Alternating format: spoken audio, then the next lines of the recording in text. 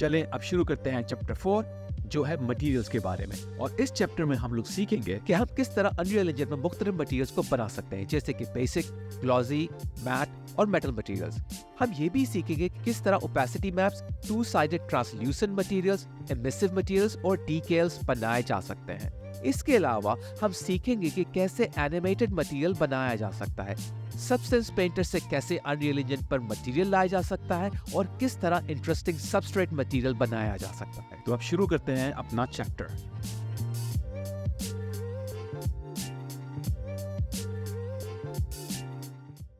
अब जैसे कि अब हम लोगों ने लाइटिंग का चैप्टर ख़त्म कर दिया है, अब नए चैप्टर में हम लोग मटेरियल सीखेंगे। अब ये जो है नया जो लेसन शुरू करेंगे अब नए चैप्टर का, तो इसमें हम लोग बेसिक सीखेंगे किस तरह मटेरियल बनाया जाता है और लगाया जाता है। तो सबसे पहले तो आपको ये देखेंगे हमारे पास ये लैंडस्केप वाला सीन है जो हमने लास्ट चैप्टर में बनाया था। आप किसी भी सीन को खोल सकते हैं, कोई भी एम्प्टी सीन खोल सकते हैं, ज़रूरी नहीं है कि ये सीन होना चाहिए। तो मैं पहले क्या करूँगा, ज्योमेट्री में जाके ये बॉक्स यहाँ लगाऊंगा। अब ये शेप की तरह नहीं है, जिस तरह के ये शेप होते हैं, ये ज्योमेट्री डिफरेंट चीज़ होती है जो मैं आपको लास्ट में बता चुका हूँ लास्ट लेसन्स में। तो मैं ज्योमेट्री इसलिए लगा रहा हूँ ताकि थोड़ा सा आपको और रिवीजन हो जाए ज्योमेट्री के बारे में।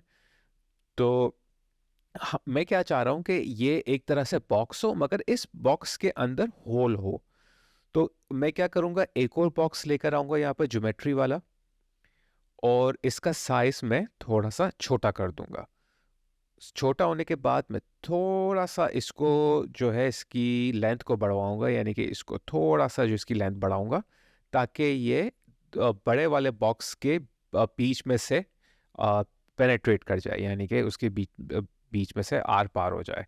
थोड़ा सा इसको बड़ा करूंगा इस तरह के ये बिल्कुल इसके सेंटर की तरफ हो। तो आप ये देख सकते हैं मैंने इसको बिल्कुल सेंटर की तरफ करने का सेंटर में करने की इसकी मैं कोशिश कर रहा हूँ। तो जैसे ये सेंटर में हो जाएगा तो मैं इसकी एक और कॉपी बना लूँगा। और कॉपी बनाने का तो आपको पता ही होगा किस तरह बनती है।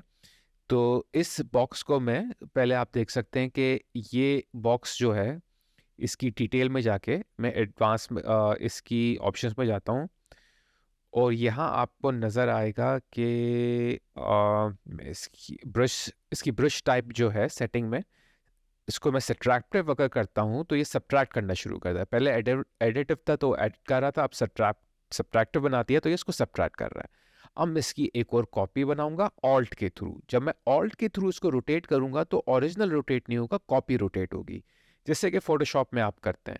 मगर अगर आप मैक यूज़ कर रहे हैं तो ऑप्शन आप प्रेस कर सकते हैं, क्योंकि मैक में ऑप्शन होता है, ऑल्ट नहीं होता। अब मैं इसको जैसे ही मूव करूंगा यहाँ पर इसके सेंटर में, तो आप देख सकते हैं कि ये दूसरी साइड से भी इसको होल बना रहा है।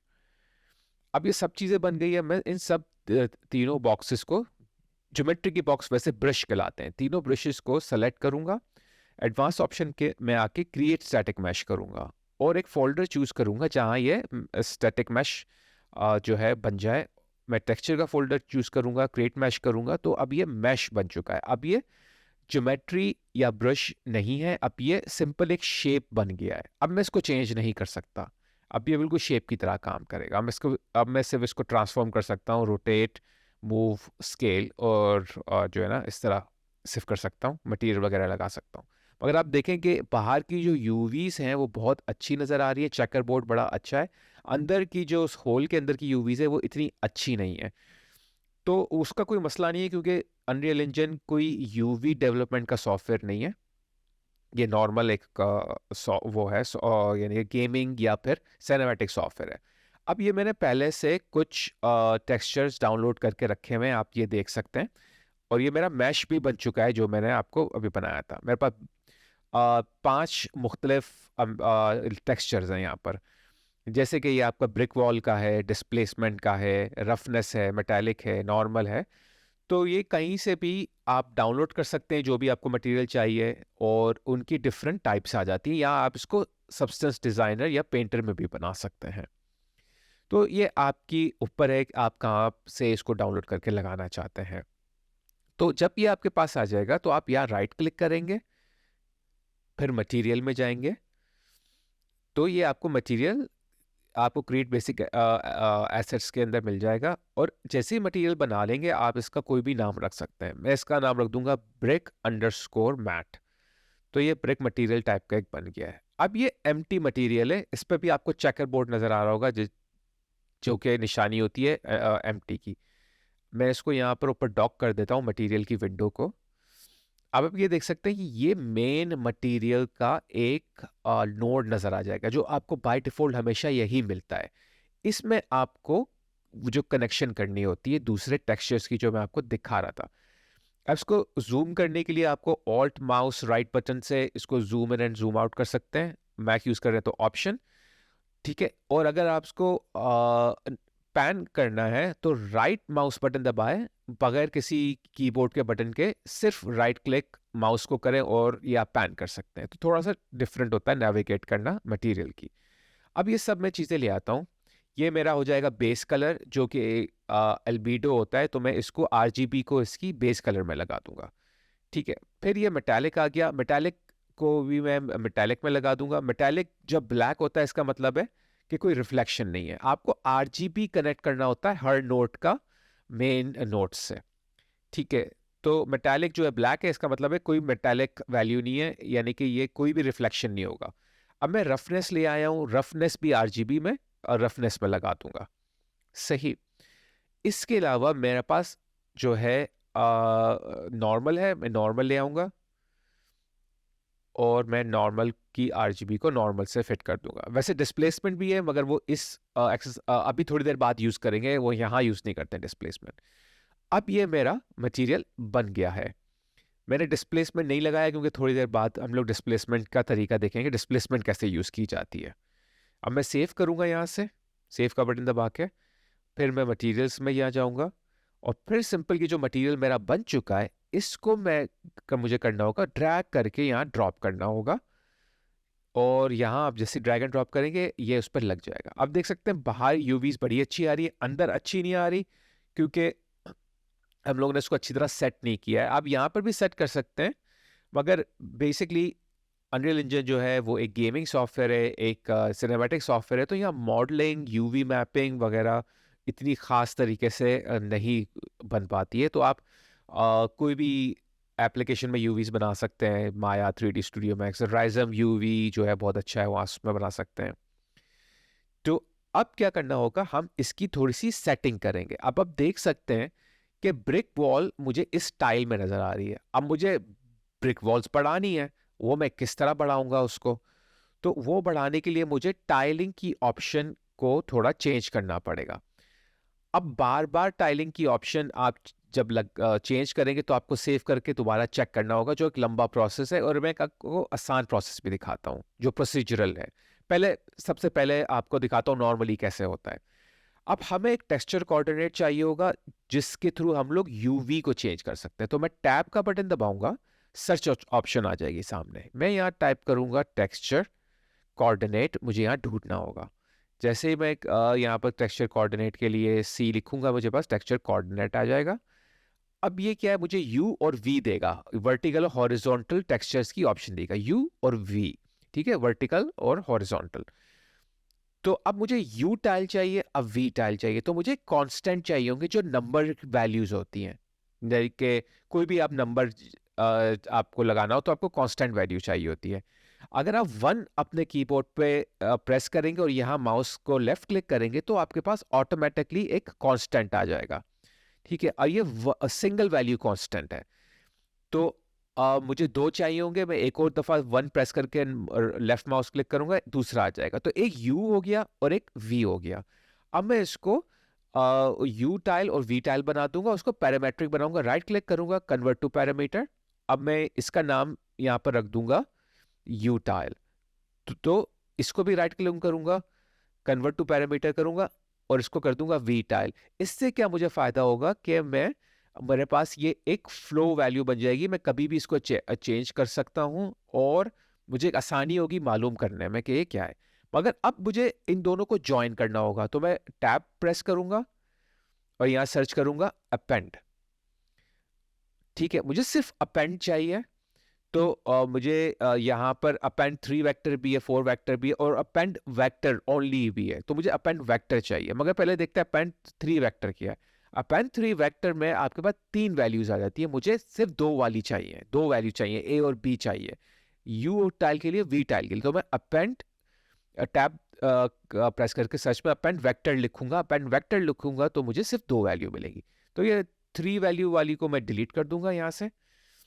ठीक है, ये डिलीट कर दिया। अब मुझे ये अपेंड वैल्यू मिल गई। अपेंड क्या करेगा, जितनी भी आपके पास कांस्टेंट होंगी उनको आपस में मिला के एक बना देगा। तो मैं इसको u को a में लगाऊंगा और v को b में लगाऊंगा, एक ऑर्डर में, जो यानी कि एक सेंस जो बनता है जिस ऑर्डर का, उस ऑर्डर में। अब मुझे क्या है कि इस अपेंड को और इस टेक्सचर कोऑर्डिनेट को, बगैर टेक्सचर कोऑर्डिनेट के आप टेक्सचर कोऑर्डिनेट यानी कि u और v को मूव नहीं कर सकते। तो मैं इन दोनों को मुझे आपस में मिलाना होगा, मगर अपेंड नहीं करना होगा, मुझे इनको मल्टीप्लाई करना होगा ताकि ये दोनों वैल्यूज की इन दोनों की वैल्यूज आपस में मल्टीप्लाई करें। तो मुझे अब जो यहाँ पर नोड चाहिए वो मल्टीप्लाई नोड होगा। तो मल्टीप्लाई नोड कैसे लगाते हैं, अगर आप टैब दबाएंगे और यहाँ पर मल्टीप्लाई सर्च करेंगे तो आपका मल्टीप्लाई आ जाएगा। इसके अलावा आसान तरीका क्या है, अगर आप अपने कीबोर्ड पे M प्रेस करेंगे, M फॉर मल्टीप्लाई, और लेफ्ट माउस क्लिक करेंगे तो आपके पास मल्टीप्लाई तब भी आ जाएगा। ये आसान तरीका है, फास्ट तरीका है। M अपने कीबोर्ड पे दबाएं और प्रेस करें। यहाँ अब ये अपेंड जो है वो A में चले जाएगा और टेक्सचर कोऑर्डिनेट B में चले जाएंगे। अब मेरे पास ये सब वैल्यू आपस में मिल चुकी है। अब मैं क्या करूंगा, जो मल्टीप्लिकेशन का जो रिजल्ट है उसको मैं अपनी यूवीज, जो टेक्सचर सैंपल की यूवीज है उसमें लगा दूंगा। अब टेक्सचर सैंपल की यूवी में तो चला गया, मगर टेक्सचर इसकी बेस कलर की टेक्सचर सैंपल की यूवी में तो चला गया, मगर ये रफनेस में भी जाना चाहिए, मेटालिक में भी जाना चाहिए और नॉर्मल में भी जाना चाहिए, क्योंकि सारे टेक्सचर्स को एक साथ हमें टाइल करना होगा। वरना क्या करेगा, ये सिर्फ बेस कलर को टाइल कर देगा जिससे रिजल्ट अजीब सा आएगा। तो मुझे ये मल्टीप्लिकेशन हर नोट की यूवीज में लगानी होगी, मेटालिक में भी, रफनेस में भी और नॉर्मल में भी। अब मेरे पास रिजल्ट अच्छा आएगा। अब ये देख सकते हैं ये अजीब सा रिजल्ट क्यों आ रहा है, क्योंकि यहाँ पर जो यू टाइल और वी टाइल है दोनों की वैल्यू 0 है। बाय डिफॉल्ट 1 वैल्यू होनी चाहिए, तो मैं दोनों को जैसे ही 1 करूंगा मेरे पास वही रिजल्ट आना शुरू हो जाएगा। अब मैं इसको सेव करूंगा। अब सेव करूंगा तो ये अब रिजल्ट यहां पर चेंज हो जाएगा। ये तो खैर 1 मैंने रखी है तो 1 तो नॉर्मल ही है, मगर क्या करना होगा, मुझे बार बार चेंज करने के लिए बार बार सेव करना होगा, तो बहुत एक जो है ना एनोइंग प्रोसेस होगा। फर्स्ट करें मैं इसको कर देता हूं 2, इसको भी कर देता हूं 2। अब मैं यहाँ जाऊंगा तो ये सेव करने के बाद ये चेंज हो गया, मगर अगर मैं सेव नहीं करूंगा तो ये चेंज नहीं होगा। तो ये आपको अपने जहन में रखना है कि बार बार आपको ये सेव बटन दबाना है।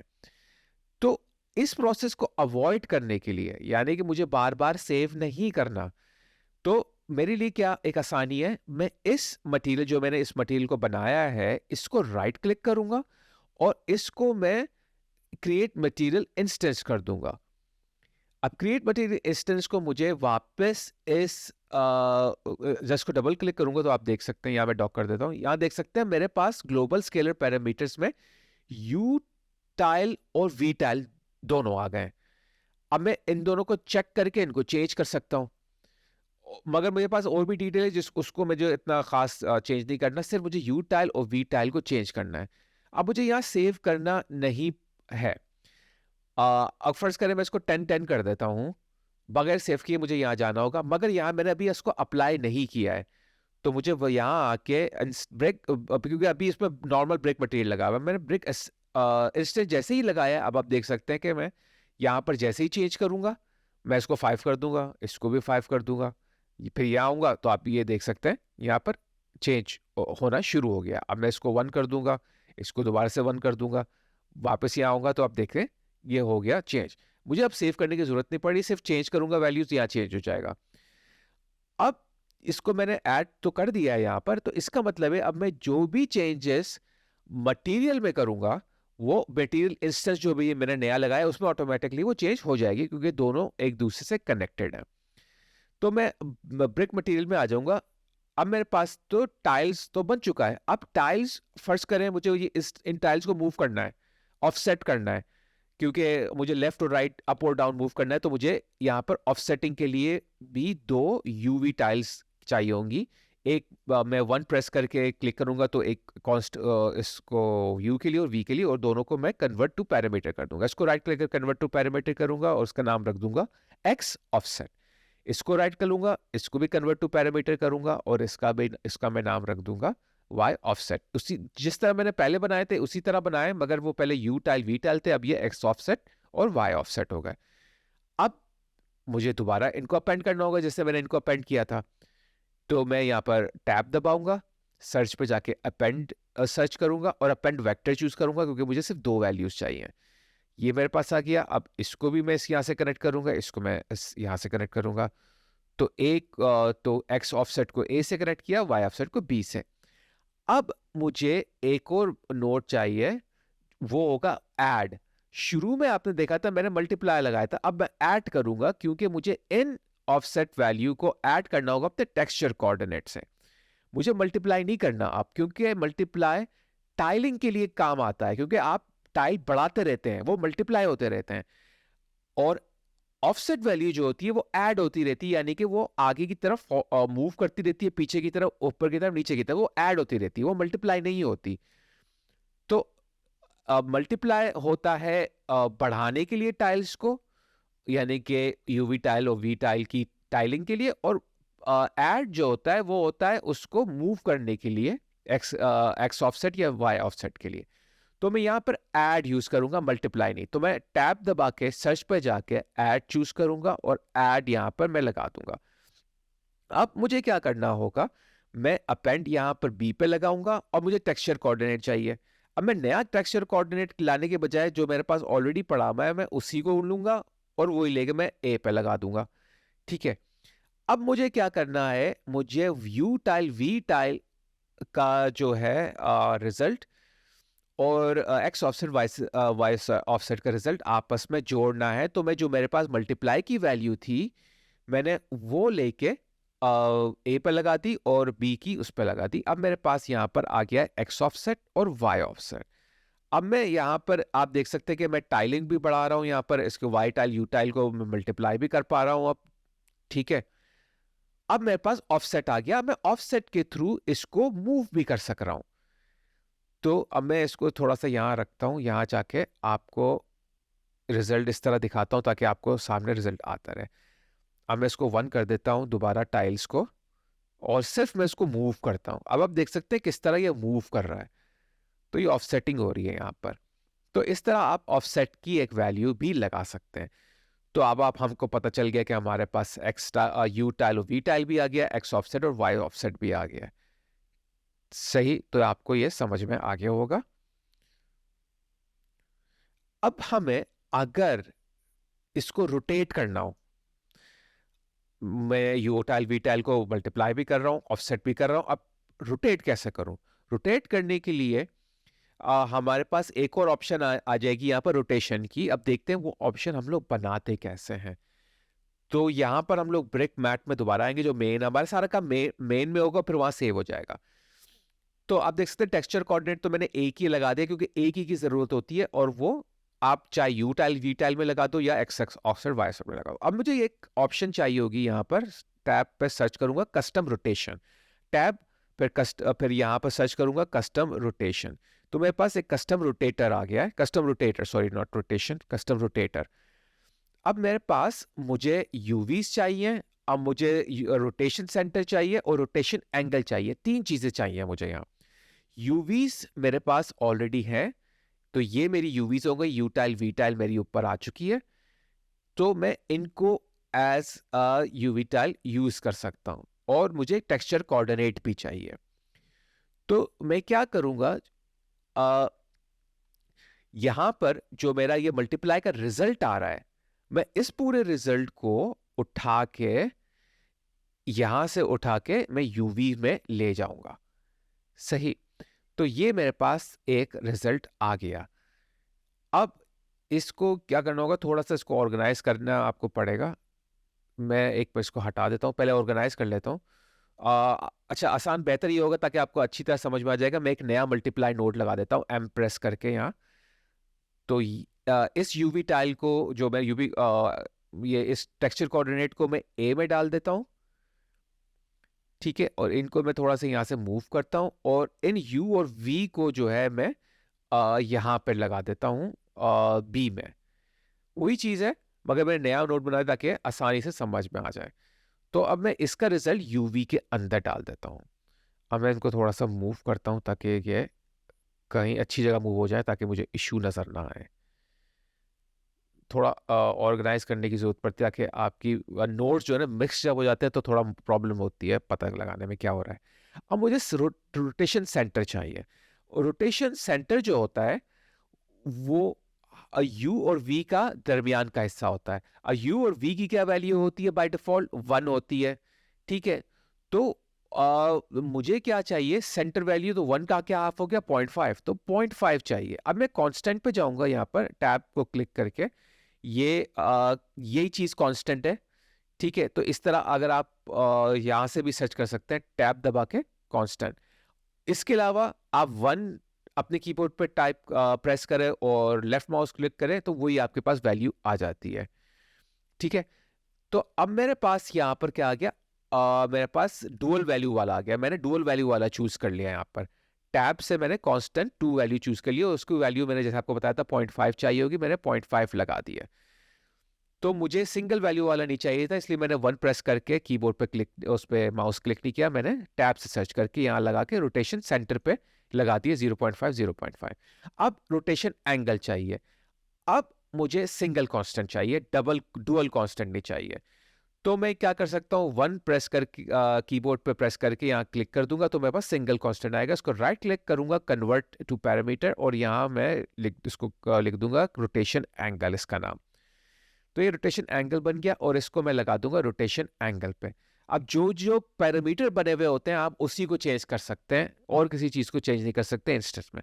अब क्या करना होगा, इस रोटेशन का रिजल्ट और ये जो ऊपर वाला मल्टीप्लाई का रिजल्ट है, इन दोनों को मल्टीप्लाई करना होगा। तो मैं इसका रिजल्ट ए में लगाऊंगा, इसका रिजल्ट बी में लगाऊंगा, और इनका जो रिजल्ट आएगा वो मैं सारे यूवीज में लगा दूंगा। तो मैं इसको यहां पर लगा दूंगा, मैं इसको यहाँ पर लगा दूंगा, बेस कलर में, मेटालिक में, रफनेस में और नॉर्मल है, सब में लगा दूंगा और ये सब आहिस्ता आहिस्ता बन जाएंगे। अब मैं इसको कहीं पर भी रख दूंगा, सेव करूंगा, फिर मैं ब्रेक मैट इस चीज में जाऊंगा। अब आप यहाँ देख सकते हैं रोटेशन एंगल आ चुका। तो जो जो कन्वर्ट टू पैरामीटर हो जाते हैं वो यहाँ पर आ जाते हैं। अब मैं इसको यूवी टाइल को कम ज़्यादा भी कर सकता हूँ जैसे मैंने पहले किया था, रीसेट भी कर सकता हूँ, ऑफसेट भी कर सकता हूँ, ठीक है। ये सब कुछ तो हो रहा है, चल रहा है काम उसका। इसके अलावा इसको मैं ज़रा वो कर देता हूँ कम। मैं रोटेशन एंगल पे अगर आता हूँ, यहाँ से मैं इसको अब रोटेट भी कर सकता हूँ। आप देख सकते हैं ये रोटेट होना भी शुरू हो गया है। थोड़ा सा टाइम लेता है इसको रीसेट होने में, क्योंकि मैंने जैसे ही रीसेट की थी वैल्यूज थोड़ा टाइम लगाया था इससे रीसेट होने में, क्योंकि वो थोड़ा टाइम लेता है। तो आप देख सकते हैं सब काम मैं यहाँ से अब इसको कर सकता हूँ, रोटेशन वगैरह सारा काम यहाँ पर हो सकता है आराम से। तो अब अगर आप यहाँ पर जाते हैं और यहाँ पर आप रिजल्ट देखते हैं तो ये रोटेट होना शुरू हो गया है। तो इस तरह आप बड़े इसको बेसिक तरीके से यहाँ पे एक मटेरियल बना सकते हैं। तो उम्मीद है आपको ये समझ में आ गया होगा ये सारा इसका पार्ट। ज़रूरी नहीं है आप X offset, Y offset, U tile, V tile और रोटेशन एंगल लगाएं, इनकी कोई ज़रूरत वैसे होती नहीं है, सही है। क्योंकि ये अगर आपने वो बनाना है इसको एक तरह से प्रोसीजरल, तब आप लगाएं, वरना आपको इसकी इतनी ज़रूरत नहीं होती। तो ये सब चीज़ें ऑप्शनल होती हैं, अगर आप बना लें तो अच्छा है। बेसिकली वो उन मटेरियल्स की जो टाइलेबल होते हैं उनके लिए बहुत अच्छा है। अब देखते हैं हम डिस्प्लेसमेंट कैसे लगाया जाए। अब डिस्प्लेसमेंट लगाने के लिए हमें सिलेक्शन मोड्स से बाहर आना होगा और मॉडल मोड में जाना होगा। मैं सब इन चीज़ों को ऑफ कर देता हूँ यहाँ से, ऑफसेट और रोटेशन को, ताकि इशू ना हो बाद में, ठीक है। तो मैं सेटिंग में जाऊंगा, सबसे पहले मैं प्लगइन्स में जाके मुझे एक टूल ऑन करना होगा जो मॉडल टूल कहलाता है, उसी में डिस्प्लेसमेंट होती है। आप देख सकते हैं modelling tool editor mode already मेरे पास ऐड हुआ है। अगर नहीं है तो आप चेक मार्क कर दें और रीस्टार्ट करें अपने अनरियल इंजन को। उसके बाद अब आपको सिलेक्शन मोड से बाहर निकल के, इस सिलेक्शन मोड से बाहर निकल के मुझे मॉडलिंग में आना होगा। मॉडलिंग में सिर्फ एक ही ऑप्शन आपको यूज करनी होगी, वो है डिस्प्लेसमेंट की। अब मैं डिस्प्लेसमेंट पहले यूज कर चुका हूं तो मेरे पास सेटिंग्स थोड़ी डिफरेंट आ रही होगी, आपके पास बेसिक सेटिंग्स आ रही होगी, तो घबराना नहीं है इस बात से। ठीक है, तो आप देख सकते हैं मेरे पास ऑलरेडी बेसिक ऐड होगी, वो डिस्प्लेसमेंट ऐड हो गई है क्योंकि मैंने पहले से इसको सेट कर दिया था। मगर मैं आपको दिखाता हूं कि स्टार्ट में कैसे होता है, इसको रीसेट करके सबको, ताकि समझ में आ जाए। तो सबसे पहले जब आपके पास यहाँ ऑप्शन आ रही होगी तो उसमें टेक्सचर 2D मैप जो है वो नहीं आ रहा होगा। यहाँ पर आपको पर्लेट नॉइस नजर आ रहा होगा, मगर पर्लेट नॉइस को चेंज करके आपको टेक्सचर 2D मैप करना होगा। ठीक है, पर्लेट नॉइस को हटा के टेक्सचर 2D मैप करते हैं। फिर डिस्प्लेसमेंट इंटेंसिटी जो भी आपको रखनी है आप रख लें। आप इसको 1 भी कर सकते हैं, 2 भी कर सकते हैं और 0.5 भी कर सकते हैं। तो जितनी आपको चाहिए उतनी आप रख लें, मगर आपको दिखाने के लिए, थोड़ा रिजल्ट दिखाने के लिए मैं इसको हाई कर देता हूँ, 5 कर देता हूँ, जो काफ़ी हाई वैल्यू है। ठीक है, तो आपको इस तरह का एक हाई रिजल्ट मिल जाएगा। अब यहाँ पर आपके पास जो है सब डिविजन टाइप आ गई। तो यहाँ पर जो है हमारे पास PN ट्राइंगल्स है, फ्लैट है। तो इसमें से दो में से जो भी आपको रिजल्ट अच्छा दे रही है वो चूज कर लो। सब डिविजन क्या है कि नंबर ऑफ आपके जो पॉलीगॉन्स है वो है, जितना कम करेंगे रिजल्ट उतना लो लेवल हो जाएगा, जितना बढ़ाएंगे उतना रिजल्ट ज्यादा हो जाएगा, मगर ये फिर आपका कंप्यूटर स्लो कर देता है, मेमोरी ज्यादा यूज करता है, तो आपको इसका ध्यान रखना होगा। सही है, अब मैंने इसको 100 कर दिया है, 100 इज द मैक्सिमम। फिर यहाँ नीचे आएंगे तो उन चीज़ों को मैं चेंज नहीं करूंगा। अब ये मैंने टेक्सचर 2D मैप डिस्प्लेसमेंट में रखा हुआ है, तो आपको डिस्प्लेसमेंट 2D मैप नजर आएगा। बाय डिफॉल्ट आपको कोई मटेरियल नहीं मिलेगा, वो खाली होगा बिल्कुल। आपको यहाँ आपका जो डिस्प्लेसमेंट मैप है वो लगाना होगा। अब डिस्प्लेसमेंट मैप हाई क्वालिटी का होना चाहिए। EXR high bit value 32 bit value का अगर है तो बहुत अच्छा है। मेरे पास PNG है जो लो लेवल है, मगर फिर भी काम चल जाएगा। तो मैं यहाँ से ड्रैग करके डिस्प्लेसमेंट को यहाँ ड्रॉप कर दूंगा डिस्प्लेसमेंट में, और यहाँ आप देख सकते हैं रिजल्ट आना शुरू हो गया है। तो इसी तरह आपको आपका रिजल्ट मिल जाएगा। अब ये एक वाटर टाइट मॉडल नहीं है, तो इस क्योंकि मैंने ऑर्गेनिक वो सॉरी ज्योमेट्री से बनाया था, इसलिए ये थोड़ा रिजल्ट इस तरह का आ रहा है। मैं मुझे अगर रिजल्ट पसंद आएगा तो मैं एक्सेप्ट कर लूंगा, एक्सेप्ट का बटन दबा दूंगा तो ये एक मैश बन जाएगा, स्टैटिक मैश, और ये बिल्कुल एक तरह से फ्लैट हो जाएगा। अब मैं कोई चेंजेस नहीं कर सकता क्योंकि अब ये स्टैटिक मैश बन के मेरे फोल्डर में सेव हो चुका है। अब क्या है, इसकी वैल्यू बहुत ज्यादा हाई है, अब मैं इसको सिंप्लीफाई भी कर सकता हूँ। सिंप्लीफाई क्या है कि आपकी गेमिंग के अंदर इसको अच्छी तरह से यूज करेगा, क्योंकि वो क्वालिटी हाई रखेगा, क्वालिटी हाई दिखेगी मगर वो रियलिटी में लो क्वालिटी होगा। तो वो सिंप्लीफाई क्या करता है, डेसिमेट कर देता है आपके ऑब्जेक्ट को, यानी कि दिखता तो वो हाई क्वालिटी है मगर वो लो क्वालिटी होता है। तो आप मैश ऑप्स में जब जाएंगे अपने मॉडलिंग टूल के अंदर, तो यहाँ आपको मैश ऑप्स के अंदर सिंप्लीफाई नजर आएगा, उसको क्लिक करेंगे तो ये सिंप्लीफाई कर देगा। तो इससे क्या होगा कि आपका जो मॉडल है वो डेसिमेट हो जाएगा, यानी कि लगेगा हाई क्वालिटी का, but in the back, at the back वो डेसिमेटेड होगा, यानी कि लो क्वालिटी पॉलीगॉन्स उसमें होंगे। तो आप अगर वापस सिलेक्शन मोड में जाएंगे मॉडलिंग टूल से, आपका काम हो चुका है, और जहां आपने उसको स्टैटिक मैश को वो किया था, सेव किया था, तो वहां पर जब आप जाके इसको डबल क्लिक करेंगे आप देखेंगे कि ये एक फ्लैट होके डिस्प्लेसमेंट मैप जो है इसकी उसमें बेक हो चुकी है, यानी कि उसमें एक तरह से सेव हो गई है। अब आप इसको चेंज नहीं कर सकते। तो आप इसको नैनाइट बना सकते हैं इनेबल नैनाइट सपोर्ट को क्लिक करके। उससे क्या होगा कि गेमिंग में बड़ा अच्छा काम देगा, ये अच्छी क्वालिटी का काम देगा, आपका कंप्यूटर स्लो नहीं होगा। तो गेम के लिए इसको नैनाइट बना दिया करें, ताकि ये अपनी इसकी सेटिंग के हिसाब से, अपने कंप्यूटर की सेटिंग के हिसाब से ऑटोमेटिकली इसको चेंज कर सकता है। अगर आपने अभी तक मेरे चैनल को सब्सक्राइब नहीं किया है तो बराए करम अभी कर लें और बेल आइकन को दबाना मत भूलिएगा। मैंने ये नोटिस किया है कि आप में से काफी लोग मेरे वीडियोस मेरे चैनल को सब्सक्राइब किए बगैर देख रहे हैं। तो भाई अब मेरे चैनल को सब्सक्राइब कर लें ताकि आप जी इंटरेक्टिव कम्युनिटी का एक अहम हिस्सा बन जाए। और एक और अहम बात बताता चलूं, प्लीज मेरी वीडियोस को डाउनलोड ना कीजिए, सिर्फ उन्हें ऑनलाइन देखें। जब आप उन्हें डाउनलोड करते हैं तो मेरे चैनल का वॉच टाइम आवर असरअंदाज होता है, जो बहुत नुकसानदेह है। तो प्लीज आप उन्हें डाउनलोड ना करें बल्कि ऑनलाइन देखें। आप लोगों का बहुत बहुत शुक्रिया। अब मिलते हैं अगली वीडियो में, तब तक के लिए इजाजत दें और अपना बहुत ख्याल रखें।